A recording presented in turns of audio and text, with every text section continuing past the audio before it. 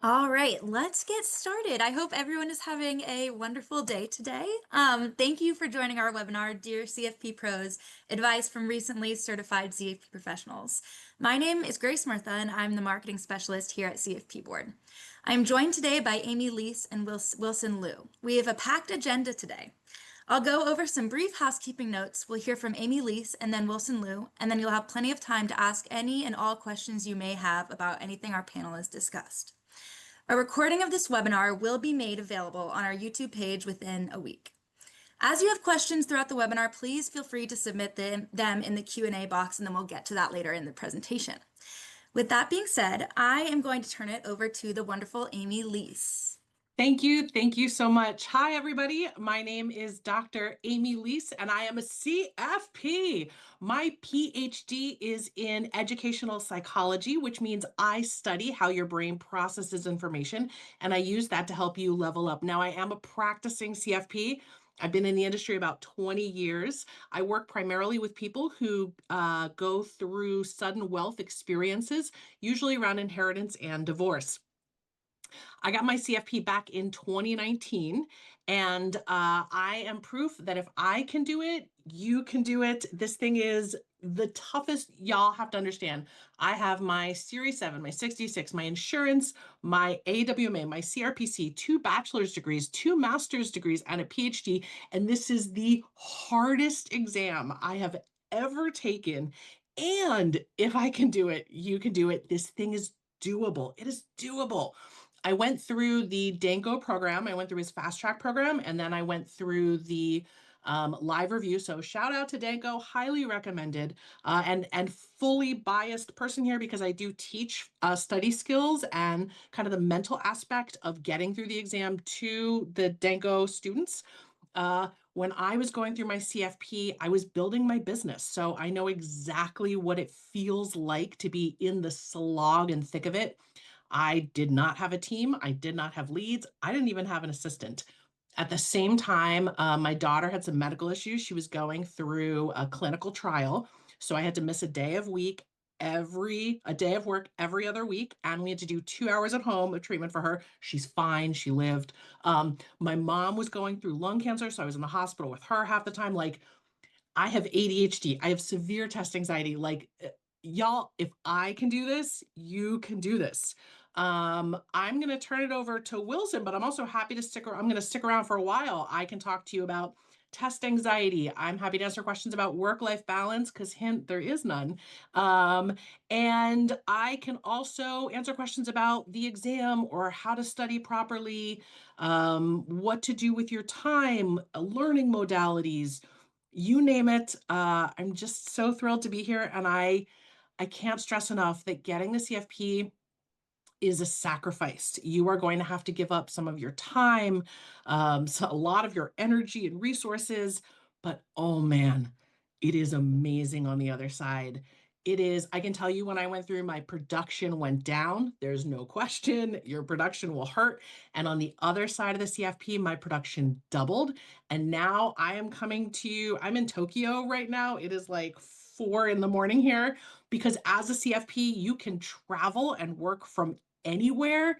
So is it difficult? Yes. Is it doable? Yes. And is it worth it?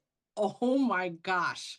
Like, incredibly worth all of the sacrifice. So I'm going to stick around for questions, and I'm wishing you so much luck on this journey. Go ahead, Wilson. Thank you, Amy, for this invaluable insight. I will now turn it over to Wilson. Hey everyone. Hey, good. I think I see some familiar faces or names in the chat as well. So my name is Wilson Liu. I'm an associate advisor for at Stone Steps Financial. We are a fee only, meaning we don't sell any products or commission products or anything. We're a fee only firm based in Southern California. I work full remote from Los Angeles. Our firm is in San Diego, which is about 3 hours drive. So I'm glad I don't have to make the drive every day. So I'm really fortunate there. I took the path less traveled, I think, because a lot of folks that I've talked to have come in through, like the broker dealer channel. You work for Schwab, Fidelity, Northwestern Mutual, etc. I'm a career changer, and I burned out of 2 tech firms, and I was like, I need to do something different. I can't do this anymore. So my wife convinced me to talk to a friend, a super smart friend, CFP professional, CFA. master in science, had his own RIA, had his own fintech. So I kind of rode his coattails and picked his brain. And he said, there's three main ways to get in the industry. You can sell products, insurance, and things like that. You can start your own firm, or you can work somebody. So I'm like, I don't want to do the first two, so I'd rather just work for somebody. So I basically study part-time for the CFP exam. I use Dalton. Dalton, pros and cons. Dalton is good if you're okay with having really tough questions and they over-prepare you for the exam. So that's great if that's your personality. So I used Dalton to study the education portion part-time while I was in tech. And then I left tech in early 2021. And don't try this at home. I did the Dalton 15-week review in 8 weeks, which was a horrible idea. I'm glad I'm still married. I luckily I passed the exam on the first attempt on November 2021. And after weeks and weeks, maybe months of searching, I landed this position here at Stone Steps Financial as an associate advisor. So it took maybe like 30 plus job applications, 7, 8 interviews. This is the first firm that offered me a position. I said sold. I didn't even negotiate. So I'm super happy that I landed in this position, this awesome position here. I'm going on 3.5 years and working toward becoming a lead advisor in the future. So happy to talk more about test taking, kind of what it's like to go through Dalton, because all the programs are different. I actually recommend Danko to people, even though I didn't pass using Danko, because I hear overwhelmingly good things, and I know two people who passed using Danko. But there are other providers like that are also good. So yeah, happy to talk about what are some strategies for test taking, preparing for the exam, doing a test drive at the Prometric testing center so you can make sure you know all the different steps when they wand you, like at TSA, when they wand you to get through security and all that stuff, you know where the bathrooms are, you know where the lockers are. So happy to talk more and answer any questions that you all may have. Thank you, Wilson. So we already have a ton of questions. So let's get this started.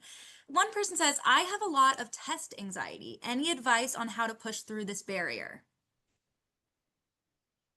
I can speak to that. So from a test anxiety perspective, Wilson made a great point. You definitely want to do the, what are they calling it now? The drive-through at Prometric, which enables you to visit the testing center and figure it all out. Also, you want to take timed exams so you can get used to that feeling. Look up the Huberman Lab at Stanford. They have some amazing information out there, but one of them you want to look specifically for is called a physiological sigh, which is 2 breaths in and a long breath out. So Huberman Lab, Huberman Lab at Stanford, and it's a physiological, PHYSIO, logical sigh, and that will help. And then I'm also a certified hypnotist. I'm a big fan of hypnosis. And so there are plenty of people that have test anxiety who go through hypnosis. There are other tips and techniques that are customized because it depends on where your anxiety is coming from. And so that's kind of just enough to get you started without overrunning the whole session on it. Yeah, I mean, my 2 cents are that's great advice. I haven't even heard of that information. Yeah, that's pretty cool. Uh, Me with I mean, I have some test anxiety as well. I think just trying to prepare as much as you can during the dry run, making sure that I went as far as changing my sleep cycles because I had to take the exam at like 7 in the morning or something. So I was actually waking up earlier and earlier. So then my sleep cycle would kind of match the actual exam date. That's kind of the extreme, probably. I don't know if everyone wants to do that. And trying to mimic the exam, like when you do like the CFP board practice exam, do it as do like the 3 hour and then the 40-minute break and the 3 hour afterwards. Just do it as if you're actually at the exact center, right? Like lock your door wherever you're doing the practice exam. Tell your family I'm going to be holed up for an entire day, and then just run through that, and so you can understand the how strenuous it can be because you have 40 minutes to take a break and eat lunch, and then you're back right back into the exam, right? Um, and I think the other good thing about just knowing how to use the testing software, right? The test drive is awesome because you can practice doing a search on like when you have like a case study, right? There's actually a search feature on the testing tool. And if you can do that, you can search for different keywords, and that will help you with certain parts of the exam, like for the case studies, right? So I think test drive as much as you can. Try to mimic it, and then whatever you feel like, okay, I was panicking at like hour two. What are some of the ways I can do that because you already did a dry run, so you know what it may feel like. So I think that could be helpful. Thanks. That's extremely helpful. This is a question for both of you. What do you wish you would have studied more of post-test? Everything. I guess I can jump in first. Post test. As in, like, what with the knowledge you have, what do you wish you had prepared more? I you know I think one way that I could have done it better is just try to whatever the weakest areas were, like try to bring those up instead of focusing on like, oh, I love, whatever. I love investment management. I'm just gonna hammer those questions and like, yeah, I'm scoring really high. Like that may feel really good, but to bring your score of like 80 to like 81 or like 90 to 91 is much less effective than if you're trying to bring like a 60 to like a 70, right? So I think that could be helpful. Just bring up whatever weak areas, but don't neglect your strong areas as well. Practice them as well, but I would say focus more on your weaker areas because it's easier to bring it up, something that you need more practice on. Yeah. Yeah, so I would say, and Wilson makes some good points there. So to piggyback on that, agreed, make sure that you're identifying what you need to know versus what you already know. However, with that said, out of everyone that has gone through the Danko program, it's been our experience that general principles is actually the number one topic that people fail, and it's almost 30% of the exam. And so if you're going to put your time somewhere, I would say there. And then in addition, your weakest areas would also be helpful. Obviously, Wilson and I both passed, so we studied all of our stuff enough. However, in retrospect, it doesn't matter if you put in 1,000,000 hours a week, you will, I can't speak to you, but I did not feel prepared. I studied my butt off and I still did not feel 100% confident going in. And I was so worried that I had not studied enough that for 6 months after the exam, I kept all my study materials because I thought for sure they were going to call me and be like, we made a mistake. We're taking the CFP back from you. And I was going to have to do it. I had the worst anxiety. And so I would say make sure you have a really good, solid foundation across everything. The other piece of it is it's really hard to ask somebody like us because if I might say, oh my gosh, I wish I'd studied more tax. And that's because I was really just weak in that area. That's easy for me to say. I don't want you to go study more tax if that's a really strong area for you. So you have to decide what it is that is going to be the most meaningful use of your time based on your strengths and weaknesses. But oh my gosh, general principles. Thank you. That's so helpful. This is a question for Amy specifically. This person says, I just finished my education courses from Kaplan and I'm trying to plan when I take the Danko exam prep. I want to take the June 2026 exam because I don't think I will be ready for the March. When would you suggest I sit down and start the program? And if the 1Q of the year is crazy for accounting professionals, do you think I will have enough time? I would say reach out to Danko in early March and order your books at that point. So you have them by mid to late March, and then start from there. And you should have plenty of time at that point. You're going to be just fine. Thank you. This is a question for Wilson. This person said, Hi, Wilson. Thanks for sharing your experience. I am also a career changer from tech. Can you talk a little bit about how you approach compensation chats with future employers, especially coming from tech, a pretty high paying industry? Yeah, so as I said earlier, I had zero compensation negotiation because I was just happy someone offered me a job after like months of searching.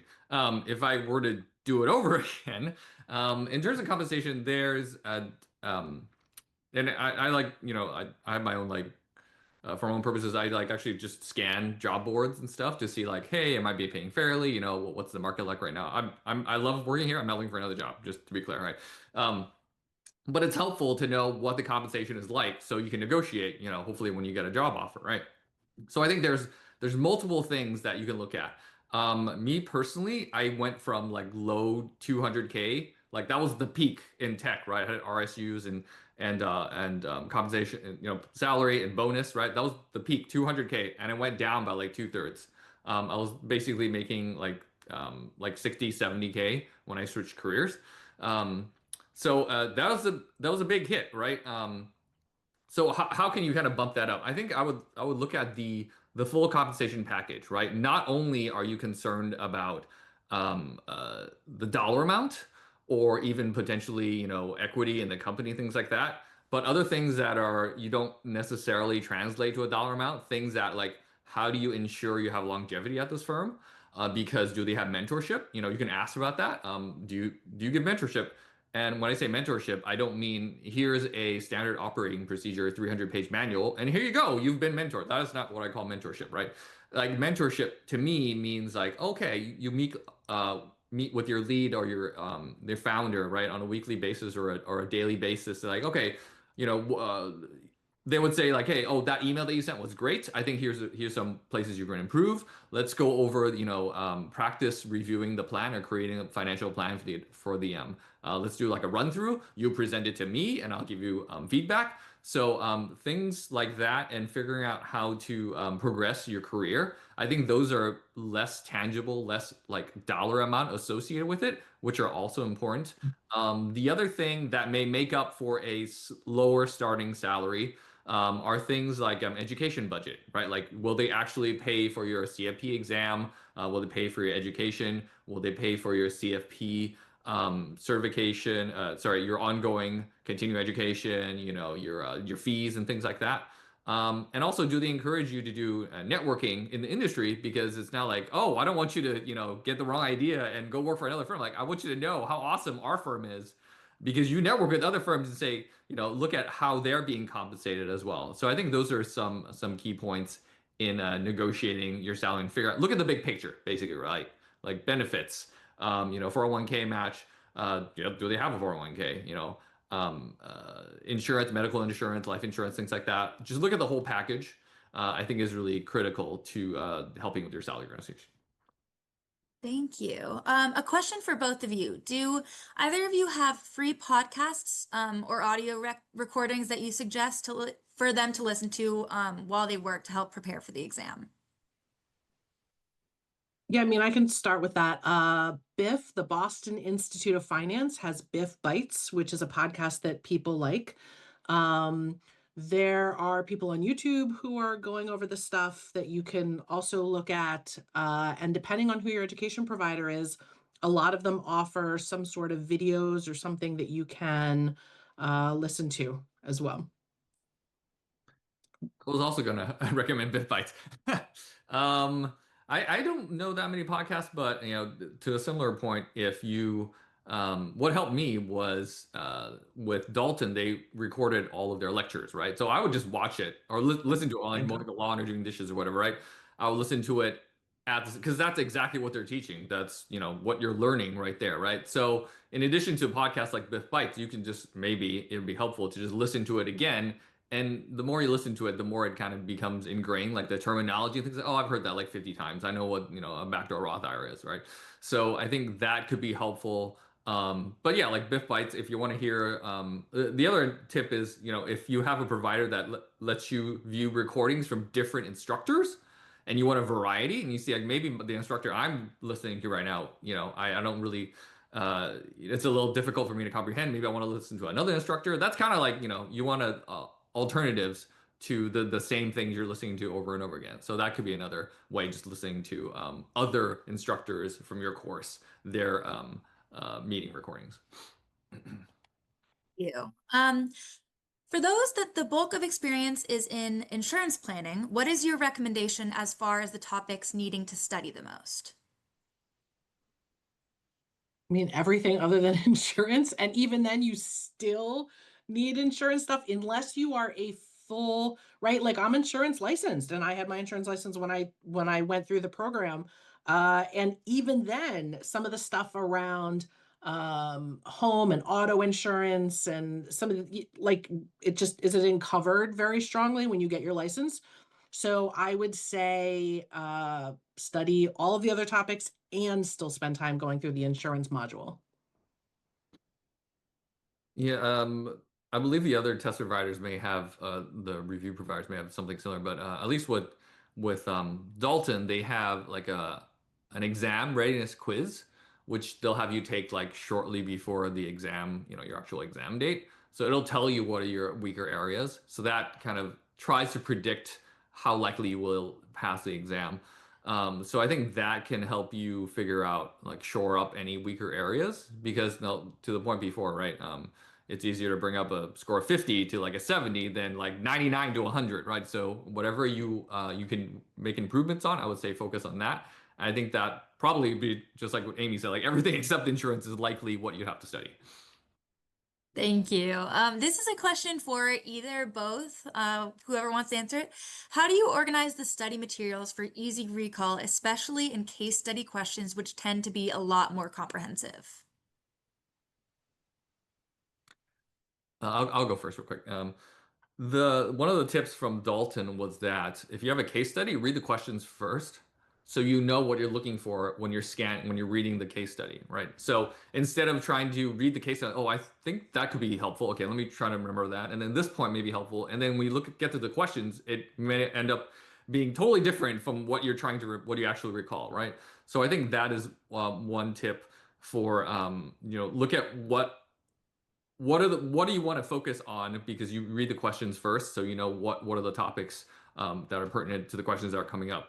The other thing is like I said before, on exam day, the tool that you use, you actually has a search feature. You can actually search, and if you don't know, just ask one of the proctors or whatever, like, how do I use a search feature, right? That's helpful to just find like a specific keyword, like backdoor Roth. Okay, I can search for Roth or backdoor. So you can zoom into what the question is asking without having to read through the entire thing like 3 or 4 times. Yeah. I would say this is somewhere that the Danko program is different than the Dalton program because we recommend you read the case first and not the questions because of something called attentional blindness. If you are reading the questions and you miss the phrase, let's say bypass trust, you will also not see it when you read through the case. So we read through the case from the beginning with a totally kind of blank slate.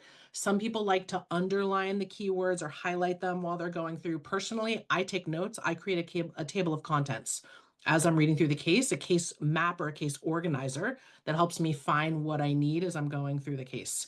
And I agree with Wilson, the search tool is fantastic. So make sure that you have practiced using, and you'll be able to a chance to do that when you do the mock exam as well. But make sure you've practiced kind of getting familiar with how the screen is set up, where your resources are, being able to jump back and forth between the case and the other information, and keep yourself organized that way. Also, your education provider should be going through practice cases with you, several of, like a lot of them. And they should teach you how to go through timing yourself on a case. I do recommend also practicing timing yourself on a case so you get used to knowing where you are, what time you have to be out there. So we've seen people who waste so much time on case questions. They're not special, they're not magical. They're just, right? Like keep banging through them. Otherwise, you lose too much time and you don't have time for everything else. That's really helpful. Thank you guys. Again, for both of y'all, or either whichever one wants to answer, someone says, I've taken the exam a couple of times before and feel comfortable with the format and physically taking the test on exam day. Currently, I still feel behind with how I'm scoring on practice quizzes. With the exam being 3 weeks away, at what point would you consider postponing the exam to the next cycle? I know the postponement date is approaching quickly. You want to take this, Amy? I can take this one. Yeah, sure. So, and this is another Danko thing. We'll always tell you scores don't matter. Scores absolutely do not matter, not even a little bit. Here's what I care about though. You want to think of it as, why are you getting questions wrong? Are you getting them wrong because you don't understand the concept, because you're not memorized enough, or because you're making stupid mistakes? If you're getting them wrong because you're making stupid mistakes, that's okay. You understand everything. You have time to kind of slow your roll and work on your question timing. If you're getting stuff wrong though, because you don't understand the concept, you don't understand why it's A versus B, and you're 2 to 3 weeks out, you either want to get a tutor and bang through some stuff real fast, or you might want to consider postponing. The other thing is it depends on If you're a first timer or this is your fourth or fifth time going through, the pass rate for retakers is lower than it is for first timers. And so even people who are like, I'm just going to see what the test looks like, maybe not so much. Maybe it's better to wait and truly be prepared than just kind of push through and see what happens. Yeah, I'll pipe in. And that's a great explanation, Amy. I think I'll second the. I also don't recommend taking the exam just to see what it's like because I know somebody who did that and it was a huge gut punch when they're like, I know I'm not going to pass the exam, but still, it was like a huge like mental like yeah, it was very upsetting. So I also highly recommend if you can pass it on your first attempt, if you can, please try to do that. And if you need to postpone, that's fine. No one cares when you took the exam, right? Like when you get your CFP marks, no one cares. It's just like no one cares what Nobody grade you got cares. in high school. Oh, Like no one cares. What's your GPA nobody in college? cares. No one cares, right? So Thank you. Yeah, that's very helpful. Someone asked, what is the suggested time frame to start studying prior to the exam? For example, they are planning on taking the March 2026 exam. I'll jump in real quick first. I think it at least with the Dalton program, it was like after you complete the assuming you've already completed the education course and you're going through the review section, theirs was like a 15-week plus calendar. So they have a very rigorous schedule, which I stupidly squeezed into 8 weeks because I was like, oh, I'm falling behind. I think I can do this. So I was don't do this at home, right? I already left tech, so I was studying full time. So I was doing like 40, 50-hour weeks, and that was my full-time job to try to pass the exam. So I would say at least 15 weeks plus, at least for Dalton. I would say as long as you get your materials by mid to late November, you should be fine. It's also a function of how much time you have to put into this thing. If you can put in 20, 30 hours a week, then maybe you can wait a little bit closer to the exam. Um, but I mean, I'm sorry. If you can put in, yeah, you would have to study more the closer that you get. If you want to have more free time, though, then you need to start studying earlier. So it really just depends a function of also, if you're neurodivergent, if you know that you need more time, if you're ADHD, if you're dyslexic, some of us out there just have to put in more time on studying and reading and rereading. So, kind of knowing yourself and how you learn and how quickly you're able to adapt also informs. But I would say as long as you kind of start by middle to end of November, early December, you should be fine. Thank you. A question for either or both. What is the best time frame to complete the educational slash exam requirement from start to finish? I've heard some people recommend finishing within 18 months if possible. Any advice? I mean, that's a tough one, right? Because I think we both did accelerated programs. So you're talking to two like type A overachievers. So I think I did my education in 6 to 9 months, maybe. And most people with Denko do the accelerated fast track. So that just kind of tends to be what we see. Um, Technically you could take a longer time. And we also see plenty of people coming out of college who did it as part of their college degree. And so they certainly took a longer time to get the education piece done. I don't know, Wilson, do you have any insight on that? Yeah, I just want to clarify that if it wasn't clear earlier, the education portion it took me a year. Like they give you nine Okay. months to complete it, and it took me a year. When I was talking about the 15 weeks, squeeze it in 8 weeks, horrible idea. That was the review course portion. Just to clarify for folks that like, sorry, I was not clear about that.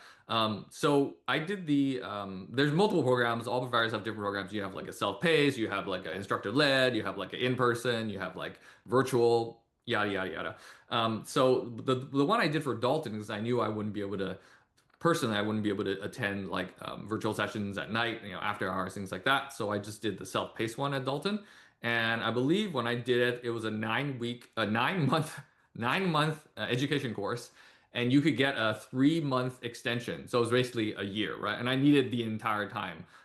For me, I was working full time and studying like nights and weekends probably, I don't know, like 10, 20 something hours Mhm. a week over the course of a year or so. So that's roughly how long it took for the education, basically 9 to 12 months. And then, I mean, you can probably take longer, but they won't, they won't update the course for you, with the new tax, tax law for the upcoming session if you delay it, if you postpone it.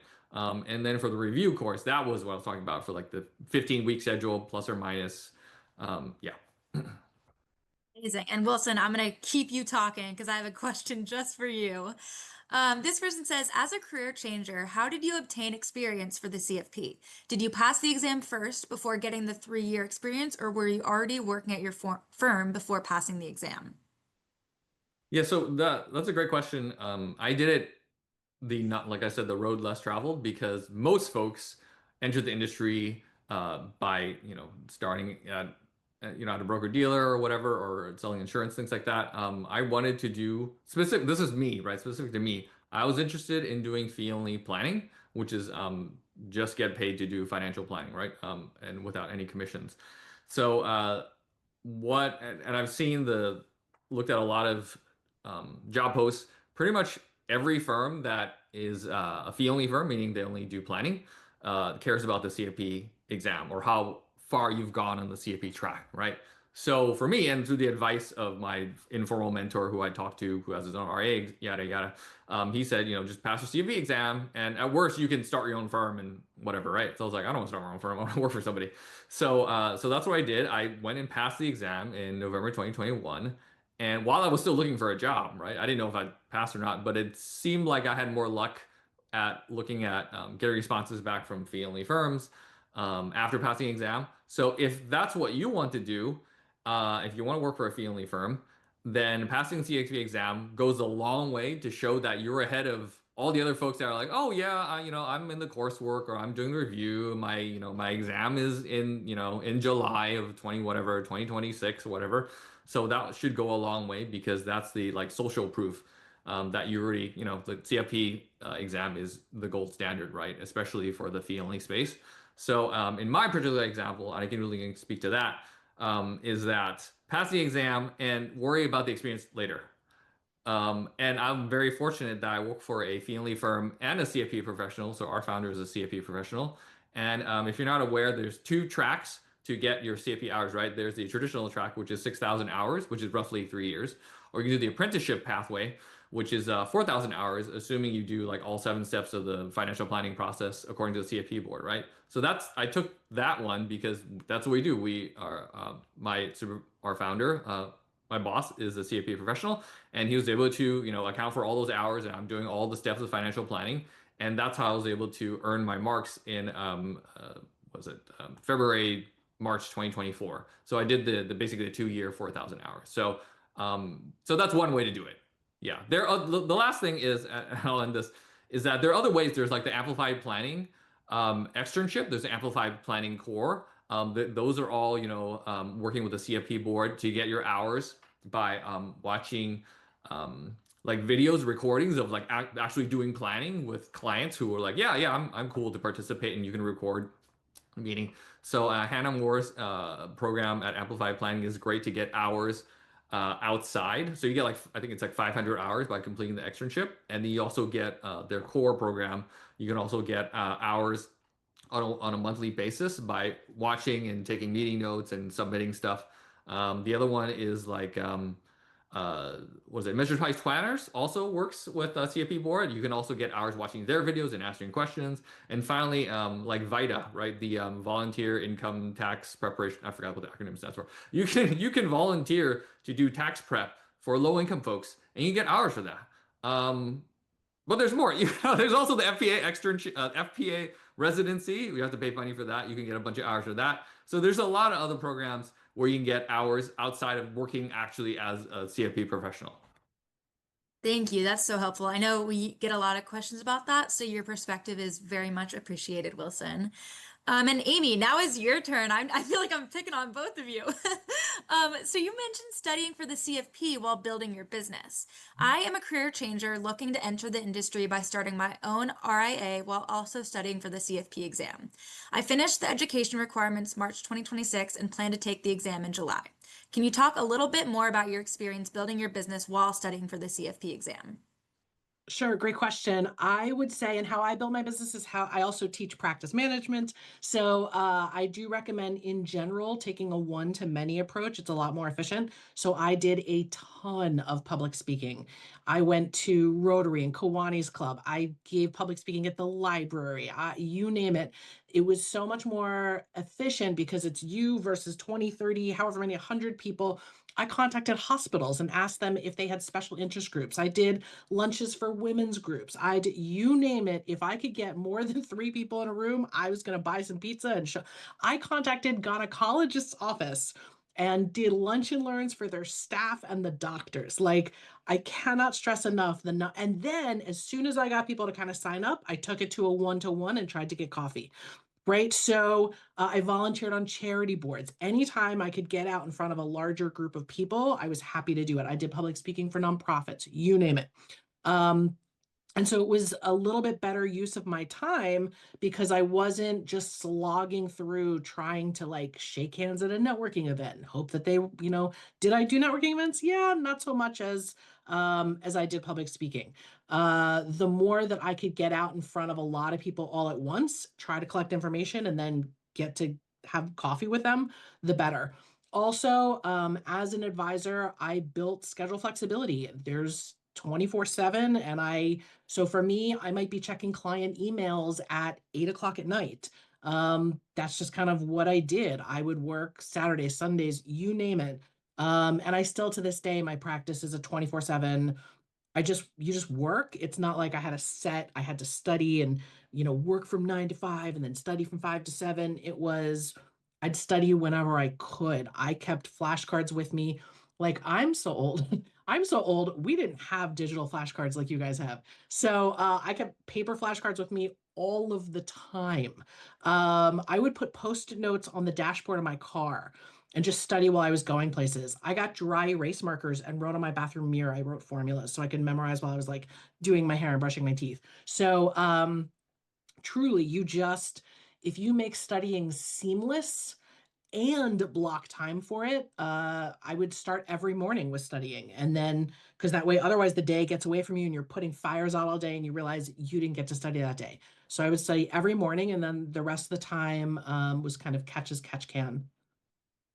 Thank you. Um, yeah. Sorry, continue. The last thing, you're going to carry your business card or whatever you need to. You're going to tell everyone you are a financial advisor. Everyone. People know people. And so the more you can get the word out in the beginning, the better. Work on your value proposition with or without the CFP. Work on what differentiates you and how you're going to, right? I live in South Jersey. Like, you could throw a rock and hit a financial advisor in my area. So you have to think about what is it that sets you apart and make sure that that's part of your messaging from day one. Okay, sorry, go ahead. Thank you. This is amazing. We've gotten this question multiple times, so I know this is very important, and I'd love if both of you could share. But someone says, "What study recommendations do you have for the last few days leading up to the exam?" I can speak to Dalton's recommendations. They say, the day before, just go watch some streaming, some Netflix or something. Just don't like try to cram it in because their recommendation is you can't cram for the CFP exam. Like, you either know it or you don't, right? Like, this is not like cramming for your midterm in college or something, right? Like, there's a lot of it's like higher level thinking. It's not just regurgitating facts, right? You need to understand the question. You need how to synthesize the answer, right? So that's basically what I did like the day before. I was just like, okay, just answer a few questions and don't try to like, oh, I need to memorize that other tax table from. I mean, most of this is the tax tables are provided, right? So just try to take it easy. I mean, leading up to it, just don't go overboard. You don't want to burn yourself out right before the exam. I would say, my extreme example was I was like changing my sleep schedule to match the exam. Um, I think leading like the actual day of the exam, get there extra early. I've read people recommend that if the Prometric Test Center is not in your area or it's like 50 miles away or something, just go book a hotel and then sleep there the previous day. So you're nice and fresh. You're not fighting traffic. My worst case nightmare would have been, oh no, I had a flat tire and now I'm going to, be like 30 minutes late for the exam.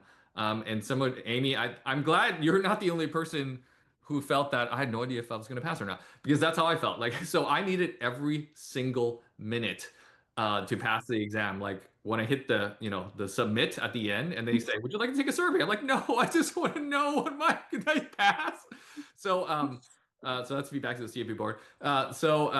And I was just surprised that I passed and I had no idea whether I was going to pass or fail. So if you need, like me, if you need every single minute, try to prepare as much as possible, pack a light lunch. Don't be like, oh, okay, I have a 40-minute break for lunch and I'll just go to McDonald's across the street. Like, no, just buy your McDonald's or whatever, or pack your sandwich, put it in your locker, in the middle of the exam, when you have your break, take your full break, please.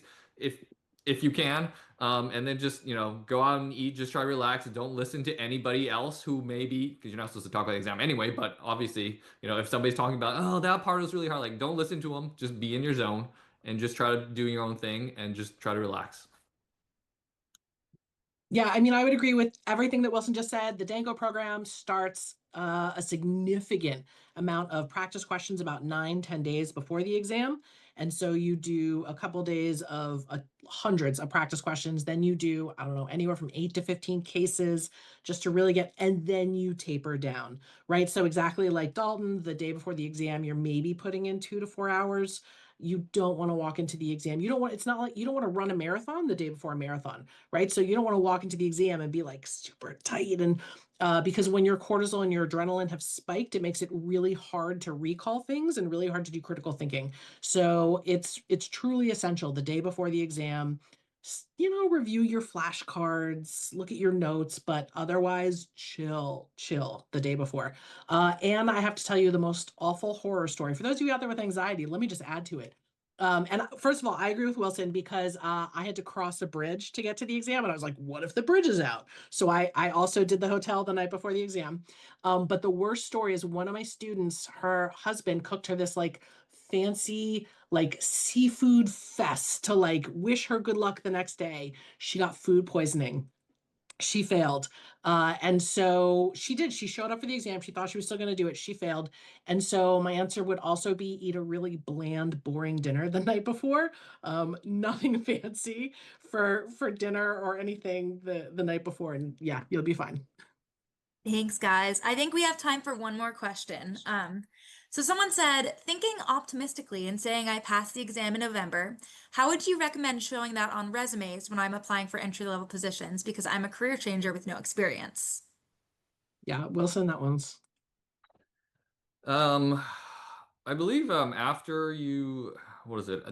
I mean, Grace, you can probably tell us what the official CFP policy is. I believe you on social media you can't say you're a candidate for CFP certification, but I think you can like publicly you can't say it, but I believe you can say it on like your resume. Is that correct? Do I have that right? Thing is if they do pass the exam, what can they put on their resume because they don't have any experience, but they have Right. I passed the think that exam? they can put that they're a candidate or that they passed the exam, but you can't use the full like service mark Got officially. it. Yeah. Yeah. But somebody Uh, check that on because it's been a while since I passed. So somebody check that on this. Yeah, it's part of the test. So somebody check that on the CFP website. I will, So I'm sending out a follow-up, so I will send you guys that information. But I think we are just out of time. I cannot thank you guys enough for joining. This has been incredibly insightful to hear both of y'all's perspective. Like I said, there will be a recording of this available within about a week on our YouTube page. And thank you guys so much. I really can't thank you enough. It's been a pleasure. Good luck, everybody.